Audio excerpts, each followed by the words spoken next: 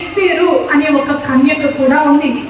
ఈ మాటలు 2వ అధ్యాయము 17వ వచనంలో మనం చూసినట్లయితే, స్త్రీలందరికంటే రాజు ఎస్తేరును ప్రేమించెను, కన్యలందరికంటే ఆమె అతని వలన దయా దాక్షిణ్యములు పొందెను.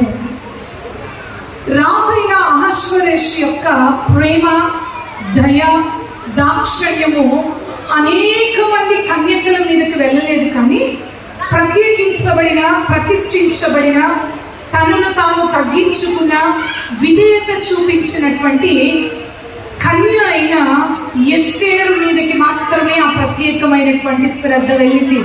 ఈ రోజున నా ఆశ, మనందరి ఆశ, దేవుని ఎదుట రాజుల రాజైన, ప్రభుల ప్రభైన మన యేసయ్య యొక్క ప్రేమను, దయను, దాక్షిణ్యమును పొందిన కన్యకల వలె